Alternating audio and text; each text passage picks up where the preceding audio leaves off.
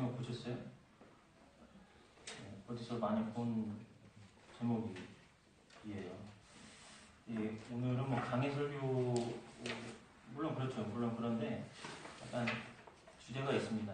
그래서 여러분들이 조금 의미 있게 들으시고 조금 시간이 걸릴 수도 있어요. 말씀을 확인하려고 하다 보니까 어떻게든 좀 줄여볼까 했는데 안 돼요. 네, 그래서 졸지 마시고 네, 말씀 잘 찾아보시고 좀 확인하시면 좋겠습니다. 제가 이미 오래전부터 유튜브에 돌아다니는 내용이긴 해요.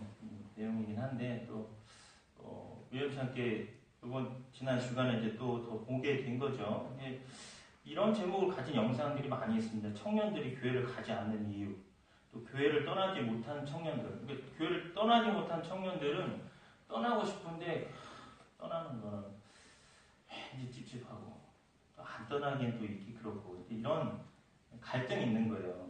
그런 것들 올려놨는데 간략히 내용을 말씀드리자면 이래요.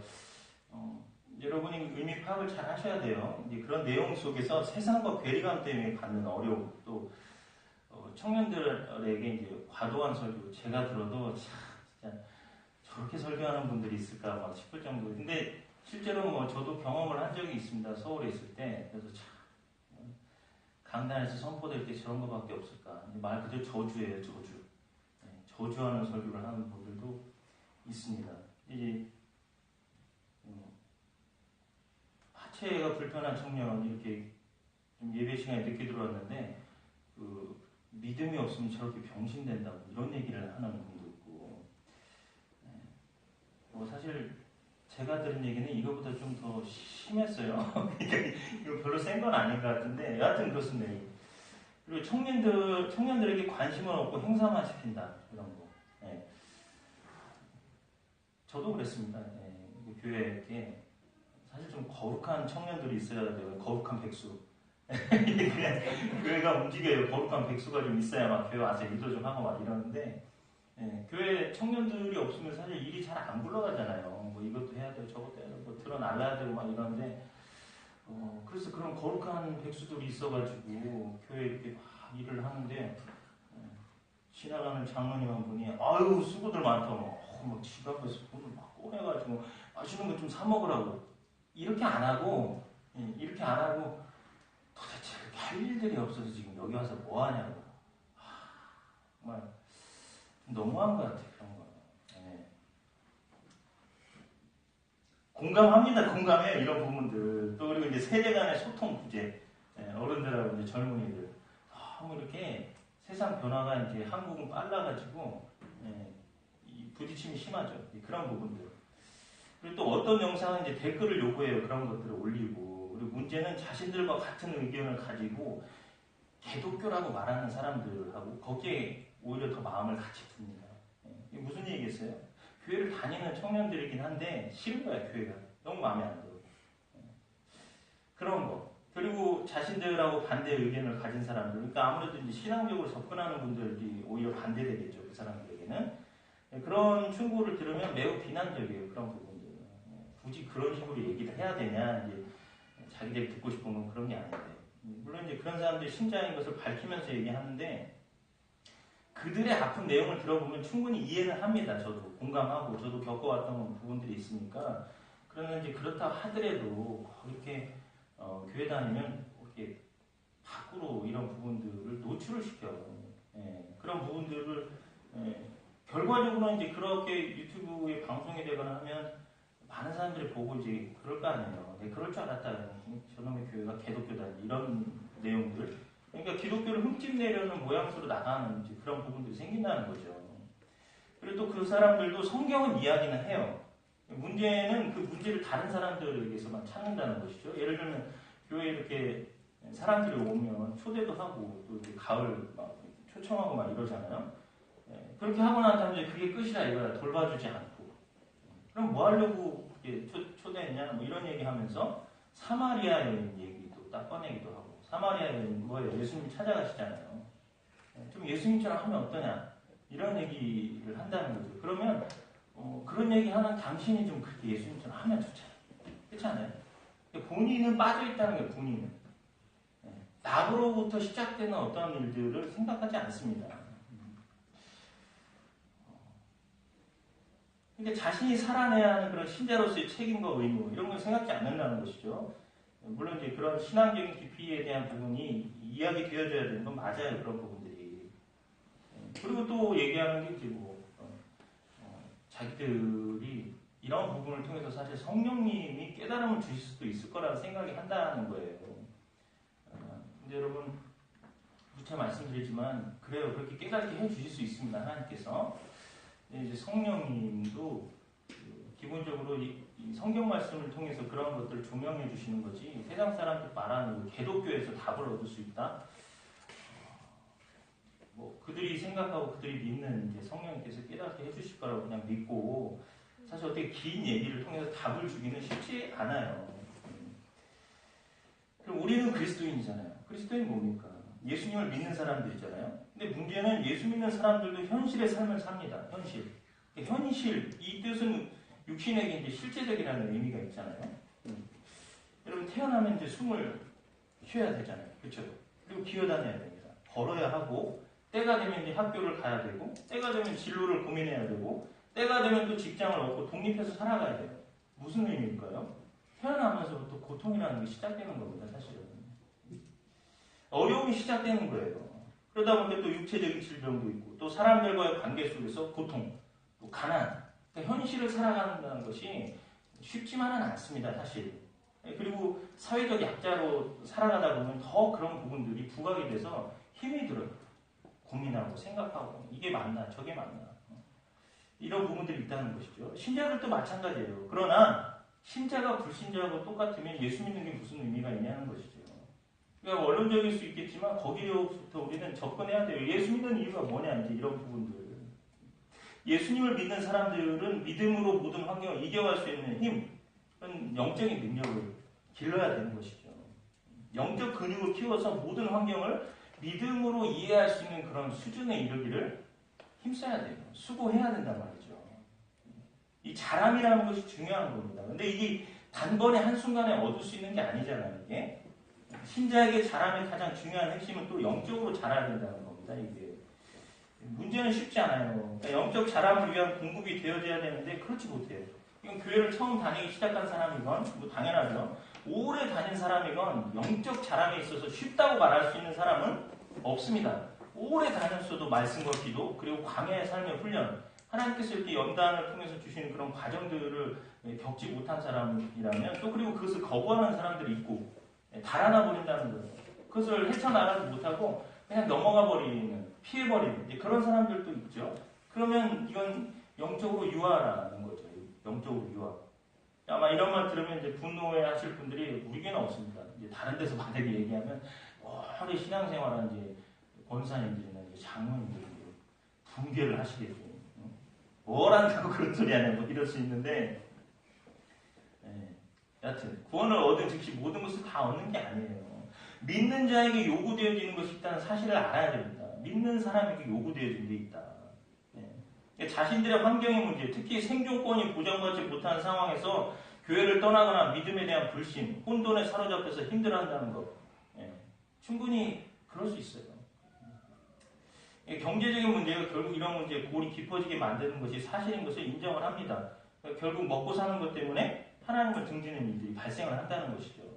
성경이 말하는 것이 그런 부분이에요. 그러니까 사실 청년들에게 오래 참고 믿음으로 걸어가 보라고 말해주는 것도 쉽진 않아요. 왜? 청년이라는 이름 자체가 어떤 의미를 가지고 있어요? 급하잖아요. 도전적이에요. 그러나 그리스도인, 청년 그리스도인이라면 달라야 된다는 것이죠. 히브리서에서 아브라함의 예를 들어서 뭐라고 얘기하냐면 오래 참아 받은 것에 대해서 언급을 하고 있습니다. 오래 참아서. 믿음은 그런 거예요. 아직 잡히지 않은 것을 믿고 바라면서 걸어가는 것이죠. 아브라함이 이삭을 약속받은 게 75세잖아요. 그러면 100세에 이삭을 받는데 몇 년이에요, 시간이? 25년 아닙니까? 그런 오랜 시간을 통해서 이삭을 봤다. 그건 당연히 이제 눈으로 보여진 거지만 25년이라는 시간을 통해서 그 믿음이라는 것이 견고해져가는 시간이 있었다는 것을 우리는 생각을 해야 되는 겁니다.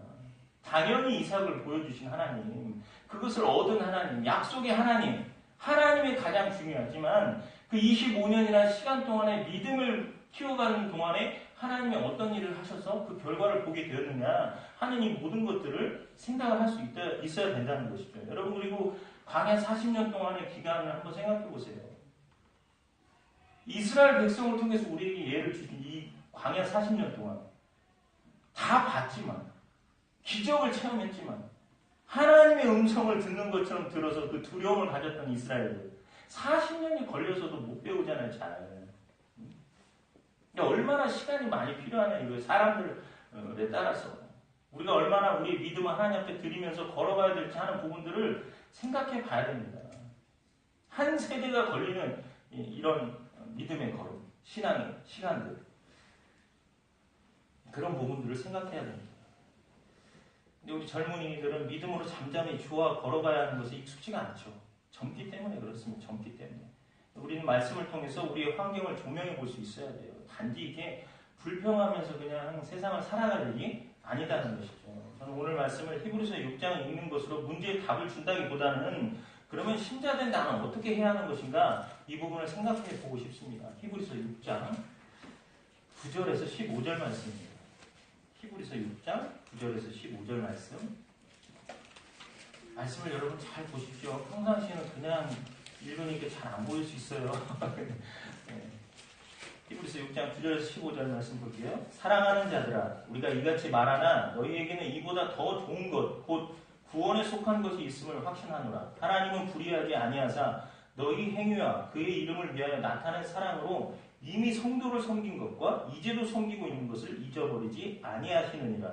우리가 간절히 원하는 것은 너희 각 사람이 동일한 부지런함을 나타내어 끝까지 소망의 풍성함에 이르러 게으르지 아니하고 믿음과 오래 참음으로 말미암아 약속을 기업으로 받는 자들을 본받는 자가 되게 하려는 것이니라. 히브리서 11장이 믿음장이잖아요. 그리고 믿음의 선배들에 대해서 나오고 있습니다. 그런 전반적인 것들을 얘기하는 것이죠. 하나님이 아브라함에게 약속하실 때 가리켜 맹세할 자가 자기보다 더 큰 이가 없으므로 자기를 가리켜 맹세하여 이르시되 내가 반드시 너에게 복주고 복주며 너를 번성하게 하고 번성하게 하리라 하셨더니 그가 이같이 오래 참아 약속을 받았느니라. 아시겠죠?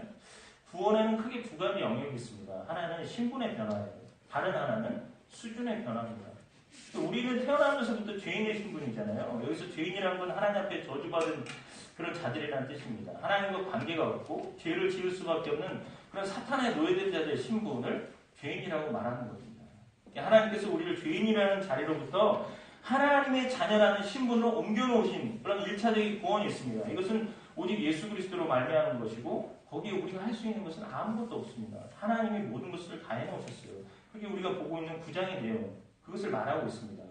여러분, 맹인의 구원이 진흙을 발라서 생긴 것입니까? 예수님께서 진흙을 그의 눈에 바르기 전에 한 가지 일을 먼저 하신 것이 있습니다. 뭘까요? 땅에 침을 뱉어서 진흙을 이기는 작업을 하셨잖아요. 그리고 그것을 맹인의 눈에 바르셨습니다. 생각해보세요, 여러분. 지금 맹인이 경험적으로 알고 있는 것은 예수님이 침을 뱉어서 진흙을 이기는 행위조차도 모르고, 왜 그럴까요? 맹인이니까 못 봤잖아요.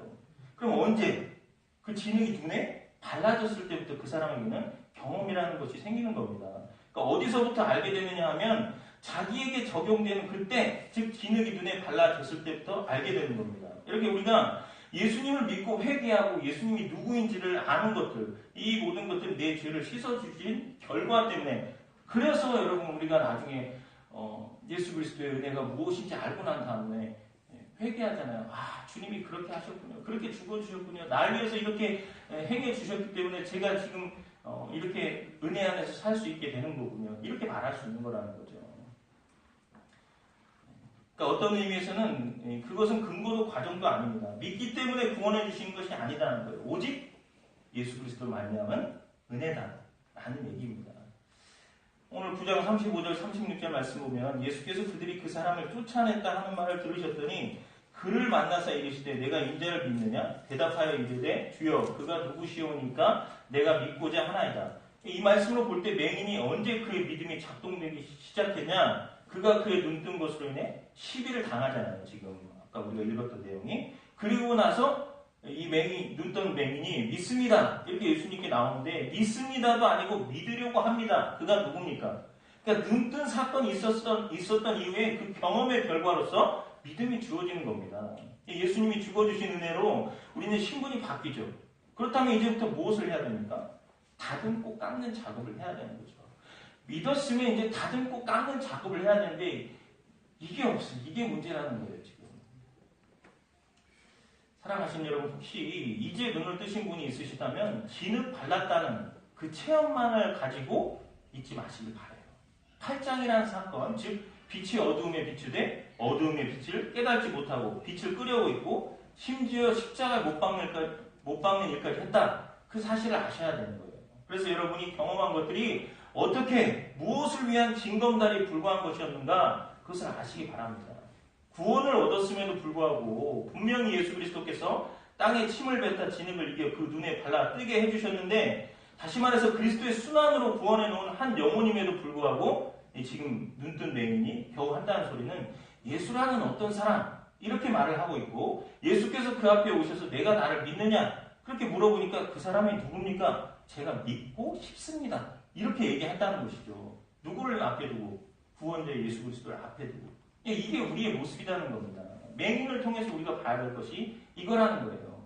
구원 받았고 그가 눈을 떠서 이제 눈뜬 자가 되었음에도 아직 예수 그리스도가 누군지는 모르는 거죠. 알려면 그 과정에 시간이 필요한 겁니다. 우리가 그것을 놓치고 있어요. 구원 받은 것이 그 구원의 모든 종착역이 온 것처럼 그렇게 얘기를 한다는 겁니다. 구원은 신앙의 출발이에요. 출발이라는 건 뭘 의미해요? 우리가 아무것도 베이스로 둔 것이 없다는 얘기입니다. 가면서 계속 얻어지는 것이죠. 구원을 얻었다고 해서 쉽게 자기가 얻은 것이 무엇인지 자기가 경험한 것이 무엇인지 정확하게 알 수 있는 것이 아니다 하는 것을 여러분 아시고 그것을 확인하는 데는 꽤나 시간이 걸린다 하는 것을 꼭 잘 기억하십시오. 그리고 그것을 확인해야 비로소 무엇이 시작되냐? 성화가 시작됩니다. 성화라는 것에는 필수 과목이 고난입니다. 고난과 고통을 겪어야만 성화가 시작되는 것이고 그것을 통해서 영화의 길까지 갈 수 있다는 것이죠. 그러니까 맹인이 눈을 뜨고 나서 기뻐했을 거예요. 그러나 그 얘기는 바로 고난이 시작됩니다. 9장 34절에 나오지만 영적 지식이라는 것이 하루아침에 머리에 채워지고 깨달아 알아지는 것이 아니라는 것을 여러분 아시길 바라요. 구원을 얻었음에도 불구하고 그가 하나님의 자녀임을 확인하지 못해서 왔다 갔다 하는 사람이 있습니다. 그 이유가 뭘까요? 일반적으로 신자들이 확인하는 게 이런 부분 때문에 그래요. 맹인이 눈을 떴다. 눈을 뜨게 하신 예수님께 우리에게 관심을 둬야 되는데 그런 눈 뜨게 하신 그 예수님이 누구신가? 거기에 관심을 둬야 되는데 없어. 우리의 관심은 오직 눈을 떴다. 이게 무슨 얘기예요? 나의 필요에 대한 부분들이 해결된 것만을 생각한다는 것이죠. 그러니까 교회의 가르침도 그런 부분에만 국한되어 있다 보니까 부자 되게 하신 하나님, 뭔가 필요한 것을 얻게 하신 하나님. 그러니까 우리가 필요로 하고 원하는 것들에만 자꾸 우리의 마음이 가 있어요. 그러니까 예수님을 도구로만 쓴다는 것이죠. 하나님을 도구로만 사용하려고 하는 거예요. 나의 필요를 채우기 위한 그런 부분들. 여러분 말씀드렸던 것처럼 사울과 다윗의 차이점이 뭐라고 그랬어요? 사울은 자기의 필요를 위해서 하나님을 동원하는 사람밖에 안 됩니다. 그러나 다윗은 어땠어요? 결코 자기의 어떤 필요를 위한 것이 아니고 하나님과 자기 자신과의 그런 인격적인 관계 그것으로만 나아갔던 사람이라는 것이죠. 소원하는 것을 얻었으니까 예수님께 관심을 갖게 되는 거 아니냐 이런 말을 할 수도 있습니다. 그러나 그런 사람들의 말뜻에는 하나님이 나에게 이러한 일들만 해주시면 평생 믿겠다 이런 것이죠. 그러니까 죽을 때까지 나 필요한 거 들어주면 그때 하나님 찾겠다 이런 부분이에요. 이러한 믿음은 자신에게 주어진 어떤 유익을 근거로 하는 것이기 때문에 그들의 믿음이 계속되어지려면 원하는 것이 계속 주어져야 돼요. 그럼 무슨 얘기겠어요? 어린아이 같은 신앙에 불과하다는 것이죠. 물론 하나님이 그렇게 해서도 우리의 관심을 하나님께 두게 하실 수는 있습니다. 그러나 깊은 믿음, 하나님을 신뢰하는 그러한 부분들은 갖기 어렵다는 거죠. 기억하십시오 여러분. 우리는 출애굽기와 여호수아, 사사기를 통해서도 충분히 확인합니다. 지금 우리가 공부 중인 요한복음을 통해서도 벌써 많이 확인을 하고 있습니다. 오병이어 기적을 통해서도 여러분 확인한 게 뭐였습니까? 예수님께서 분명히 말씀하셨잖아요. 너희가 표적을 보면 까닭이 아니요 먹고 배부른 까닭이라. 그런 말씀하셨잖아요. 또 하나님의 자녀임을 확인했음에도 불구하고 그렇게 살아가는 것이 쉽지 않기 때문에 실패하는 사람 많습니다. 그러니까 어찌 보면 우리 부모님 세대가 예수님 믿는 것이 훨씬 쉬웠을지도 몰라요. 무슨 얘기예요? 모든 것이 허허벌판에서 이렇게 같이 올라와서 기회라도 있었던 시간이 있었습니다. 지금은 포화 상태가 아니라 너무 넘치잖아요. 너무 넘치니까 뭔가를 할 수 있는 기회가 없어요. 그래서 지금의 이슈가 청년 실업 아닙니까? 청년 실업. 어떻게 해결해 갈 수 없는. 세상의 부딪힘 때문에 주일에도 쉬지 못하고 직업을 구해서 일해야 한다는 어려움. 또 생명을 부지해야 된다 하는 것 때문에 일자리를 얻어야 되잖아요. 또 경제적 압박이 심화되고 있는 사회에서 청년들이 신앙의 문제에 대해서 고민하지 않을 수 없는 환경이라는 것 인정합니다. 그러나 우리는 신자라는 것이죠. 신자. 예수님을 믿는 자들이고 예수님을 아는 자들입니다. 그러니까 어느 한쪽 편만 생각을 해가지고 변화에 있어서 어떤 영향을 주지 못한다면 얼마나 안타까운 부분이에요. 그런 부분이. 여러분 질문 하나 하겠습니다. 대답해보세요. 제가 한 사람씩 다 대답하게 시킬 거예요. 이렇게 세워가지고. 여러분 맹인으로 살 때는 거린이니까 거린. 거지였으니까 어땠어요? 사람들이 지나가다가 불쌍하니까 동정하잖아요. 그래서 동냥하고 이렇게. 그래서 그걸 먹고 살았어요. 눈 뜨고 났더니 어떻게 됐어요? 쫓겨났다니까. 먹고 살 길이 사라진 거야. 여러분은 어떤 게 더 낫습니까? 맹인으로 이렇게 받아먹고 사는 게 나아요? 아니면 눈 떠서 쫓겨나는 게 나아요? 대답해보세요. 답은 있을 텐데 지금 얘기를 못하죠. 그러니까 우리가 이렇다는 겁니다. 물론 여러분들은 훌륭한 신앙을 가지고 있기 때문에 저는 눈 뜨고 쫓겨나더라도 예수님 믿겠습니다. 이렇게 하겠죠. 할렐루야. 네. 저도 답 못 드립니다. 여러분 스스로. 굉장히 이 질문이 저는 오늘 어떻게 대답을 할까 막 관심이 있었어요. 에베소서 4장 13절 말씀에 이렇게 기록되어 있어요. 우리가 다 하나님의 아들을 믿는 것과 아는 일에 하나가 되어 온전한 사람을 이루어 그리스도의 장성한 분량이 충만한 데까지 이르리니. 신약 성경에는요 믿고 아는 경우하고 알고 믿는 경우 두 가지가 다 기록되어 있습니다. 근데 이것은 간단히 말씀드리자면 신앙의 출발은 믿고 아는 것이고 알고 믿는 것은 신앙이 자라가면서 더 깊은 하나님에 대한 지식과 경험이 깊어지는 것을 의미합니다.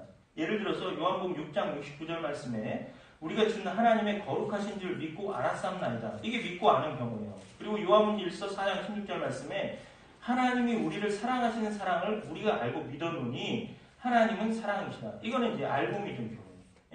경험되어지니까 그것에 대해서 더 하나님에 대한 표현을 하는 겁니다. 또 여러분 에베소서 4장 13절 말씀이 우리가 여기 개역성경에 기록되어 있는 거하고는 좀 약간 다릅니다. 원어 해석상으로는 여기 하나님의 아들을 믿는 것이 하나님의 아들이 아니라 이게 소유격이어서 하나님의 아들의 라고 번역해야 맞죠. 그러니까 목적격이 아닌 소유격입니다. 따라서 하나님의 아들의 믿는 것과 아는 것이 하나가 되어 이렇게 돼야 돼요. 그러니까 예수님께서 믿고 있는 것을 우리도 믿어야 하고 하나님의 아들이 아는 것에 대해서 알아야 돼요. 이해하시겠습니까? 예수님이 믿고 있는 것이 뭔지를 아셔야 된다 이거예요. 예수님 믿고 있는 것을 우리가 믿어야 되는데 우리는 우리 스스로가 원하는 것들을 믿고 자꾸 그것을 따라가기 때문에 예수 그리스도가 없어 자꾸. 예수 그리스도께서도 아는 것. 이 두 가지가 하나가 되었을 때 그리스도의 온전한 사람을 이룰 수 있다라고 성경은 말씀하고 있습니다. 우리의 것을 의미를 두고 얘기하지 않아요, 성경은. 또 성경은 구원받은 신자에게 의지와 열심을 요구하고 있다는 사실을 확인하십시오. 골로새서 3장 보겠습니다. 골로새서 3장 5절에서 10절 말씀.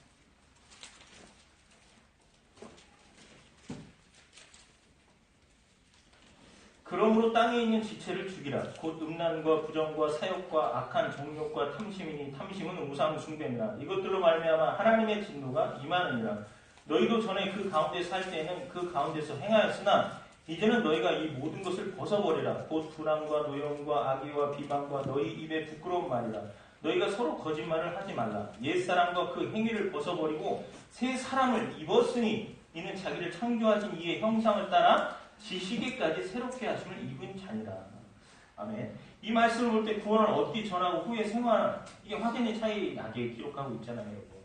골로새 기자가 지금 얘기하는 것은 너희가 옛날에는 악하고 죄만 짓는 그런 존재였다.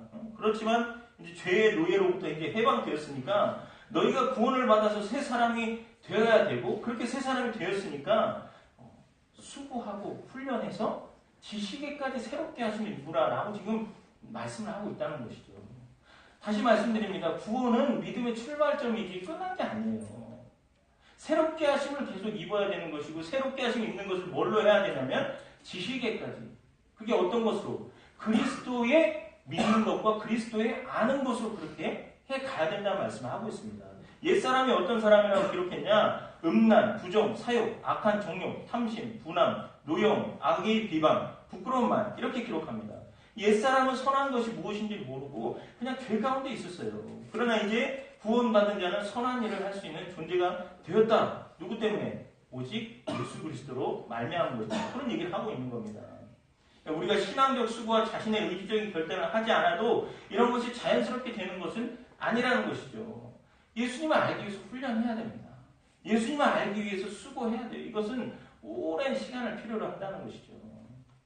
그리고 이 오랜 시간에도 차이가 있겠죠. 전심으로 하나님 말씀을 묵상하고 주야로 그것을 묵상하고 그 가운데 기록한 대로 다 지켜 행하는 그런 사람일수록 훨씬 더 시간은 당겨지겠죠. 그냥 이것을 멀리하고 그냥 일주일에 그냥 한 번 주일 예배 드리는 것 정도, 그리고 강단에 나오는 말씀 정도, 이렇게 해가지고는 얼마나 오랜 시간이 걸리겠어요. 더더군다나 여러분, 사도들이 서신서를 통해서 계속 말씀 주고 있는 건 뭡니까? 전신갑주를 취하라는 것을 말하고 있고, 마귀가 두루다니며 삼킬 자를 찾고 있다고 하고, 말세에는 배교자가 생긴다는 이야기를 하고 있습니다. 이 모든 것들이 뭐예요? 내가 하나님의 것으로 견고하지 못할 때 발생하는 일들을 이야기해주고 있는 거잖아요. 지금 우리가 얼마나 깨어있어서 신앙생활을 해야 될 것인지 사도들은 그런 얘기를 쉬지 않고 얘기하고 있다는 것이죠. 누구 한 사람만 얘기했으면 너만 그런가 보다 그러겠죠. 전 사도들의 동일한 얘기를 하고 있잖아요. 기억하셔야 됩니다. 만약에 안 하면 옛날의 습관이 남아있어서 하나님의 자녀임에도 결국 한다는 짓이 나쁜 짓만 한다는 것이죠. 여기서 우리가 신분이 변화가 되냐 그런 얘기를 하는 게 아닙니다. 영적으로 여전히 유아여서 자라지 못한 상태로 계속 간다는 것이죠. 그러니까 영적 유아는 어떻게 했어요? 아이니까 실수를 계속 범할 거 아니에요? 똑같다는 겁니다, 이게. 이런 고민들을 해야 된다는 것이죠. 너희가 이제 누구냐? 너희 신분, 아이덴티티, 정체성을 정확히 알고 이제는 살아가야 된다. 그런 말씀을 하고 있는 겁니다. 그래서 골로새 3장 10절 말씀에 새 사람을 입었으니 이는 자기를 창조하신 이의 형상을 따라 지식에까지 새롭게 하심을 입은 자라는 것에 대해서 밝혀주고 있다는 것이죠. 우리의 의지가 왜 드려져야 합니까? 우리는 구원을 얻을 자가 아니라 이미 얻은 자로서 새롭게 하심을 입은 자이기 때문에 우리의 의지를 드리는 겁니다. 자유의지를 존중하시는 하나님이에요. 그렇게 우리에게 허락하셨지만 하나님, 예수 그리스도가 나의 구원자시오. 예수 그리스도 없이는 내가 내 인생을 성공할 수 없는 사람인 것을 아는 사람은 어떻게 하겠어요? 자기 자유의지를 내 마음대로 살아서 방종하는 그리스도인이 아니라 하나님께 나를 처복종시키는 사도 바울처럼 믿음의 삶을 살지 않겠냐는 겁니다. 오늘날의 복음은 인간들의 조건들을 너무 많이 요구하고 있습니다. 그러나 복음은 인간의 요구 조건을 충족시켜주는 것을 말하지 않습니다. 구원은 은혜예요. 성경이 줄기차게 말씀하고 있는 것이 은혜입니다. 측량할 수 없는 자비하심, 긍휼하심, 그것을 하나님께서 우리에게 허락해 주셨다는 것이죠. 조건을 원하지 않는 하나님 아버지의 사랑입니다. 그래서 그 은혜로 구원을 얻은 자에게 이제부터 하나님의 자녀가 됐으니까 요구하는 것이 있다는 겁니다. 저도 제 자녀에게 원하는 것이 있어요. 똑같다는 것이죠. 하나님의 자녀의 백성이 됐다면 그에 합당하게 하나님이 우리에게 왕이시면 왕자요, 공주면 어떻게 살아야 됩니까? 막 살 수 없는 거 아니에요. 여기다 기록은 안 해놨지만 왕이 된 남자. 그 생각이 갑자기 나더라고요. 이제. 무슨 얘기인지 아시죠? 그 영화 보신 분들은? 그런 천민이었지만 그 자리에 가니까 왕처럼 하려고 하잖아요. 근데 우리는 어때요? 실로 왕의 자녀 아닙니까 우리는? 그러면 아버지 하나님 앞에 합당하게 살아가야죠. 변하지 않는 신분을 우리가 가지고 있으니까. 그래서 십자가를 지라 그리스도의 지식에까지 자라가야 된다. 불의를 벗어버리라. 그리스도로 옷을 입어라. 이렇게 끊임없이 요구하고 있는 겁니다.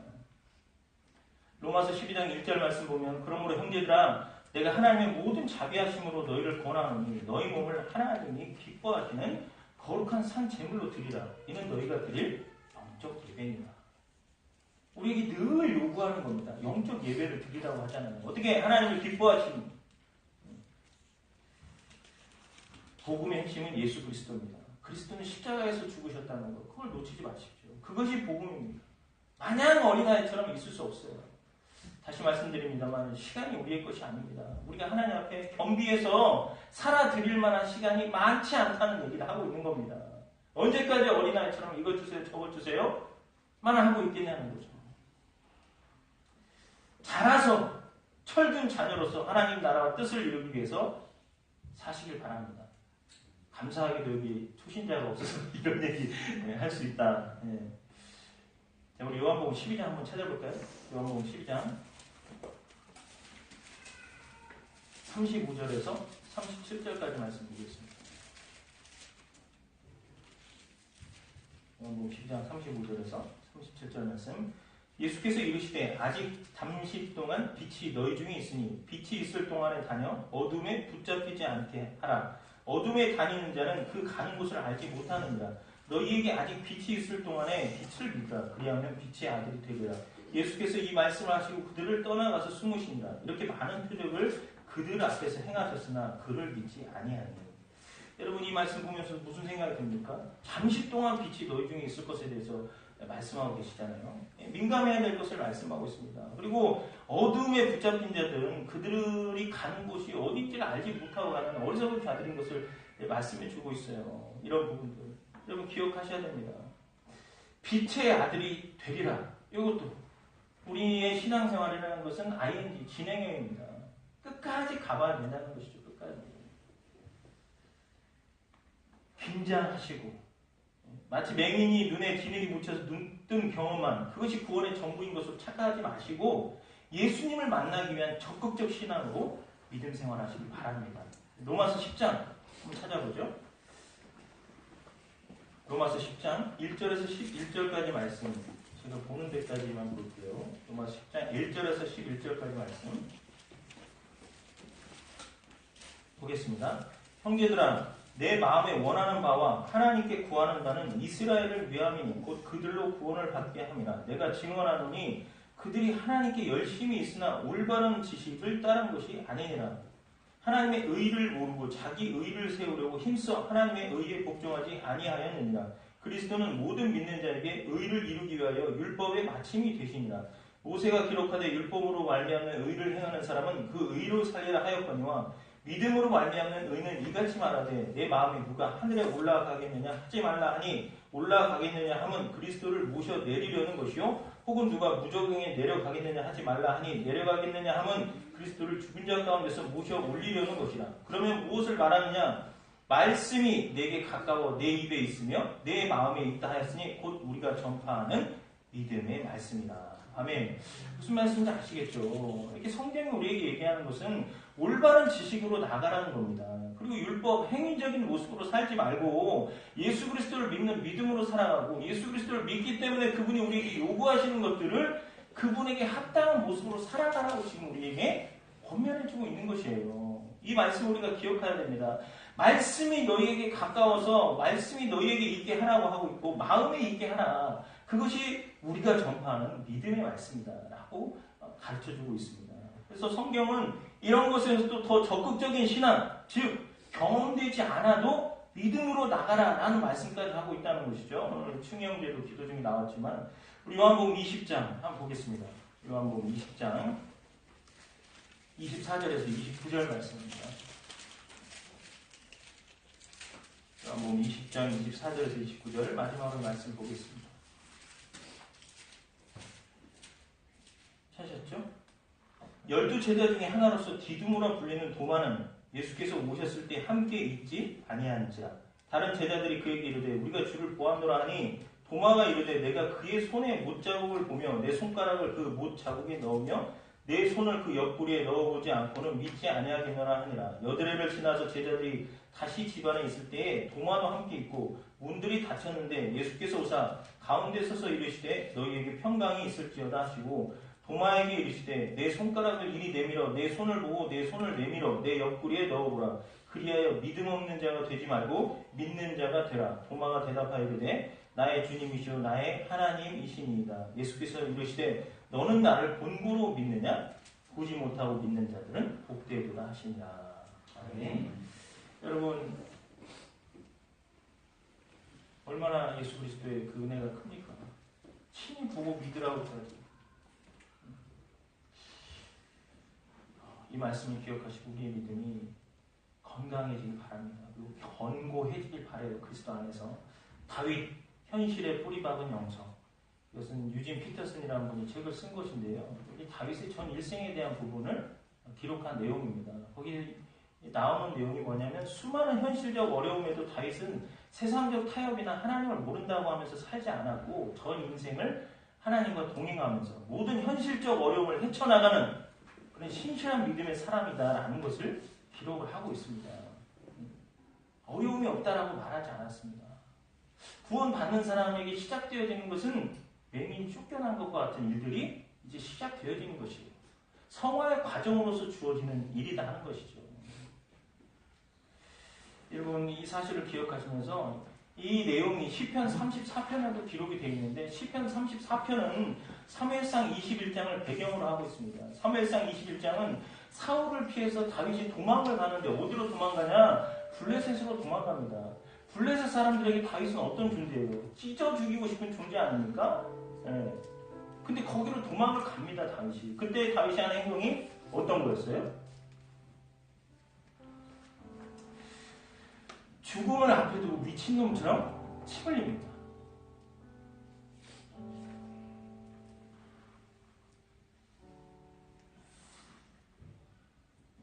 그래서 그 상황 보면 하죠.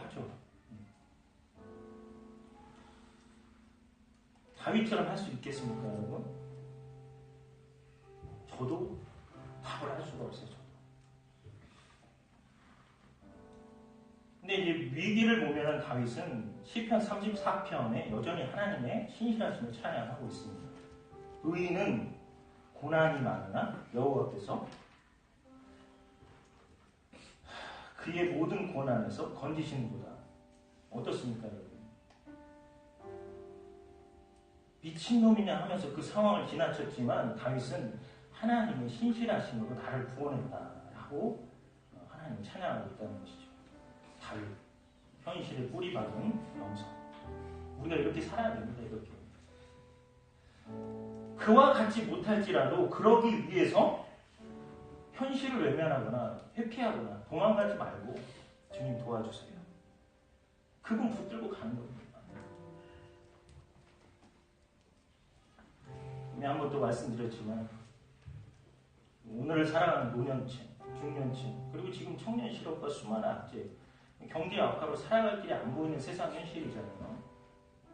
근데 예수님은 한 번도 그런 일에서 도망가라 이런 말씀하지 않습니다. 우리 아버지 되신 하나님은 내가 너를 지키겠다. 광야길을 걸을 때 너희가 가보지 않은 천국, 내가 너희보다 앞서 가겠다. 너희가 이전에 이 길을 지나보지 못했으니까 내가 너희의 길을 인도하겠다. 그게 우리의 신실하신 하나님.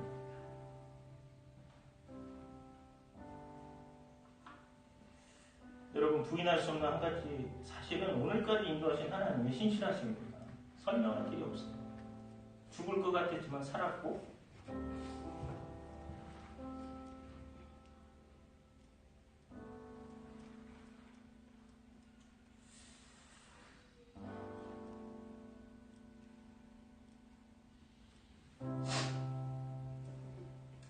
하나님의 신실하심을 기대하십시오. 우리는 자기 감정과 맹인이 눈을 뜬 것 같은 경험의 근거를 두고 살아가는 존재가 아니고 예수 그리스도를 믿음으로 삶을 살아가는 존재입니다. 예수 그리스도의 믿는 것과 아는 것이 하나가 돼서 온전한 신자로서 하나님께 영광을 돌리며 살아가는 저와 여러분이 되시기를 주님의 이름으로 부탁드립니다.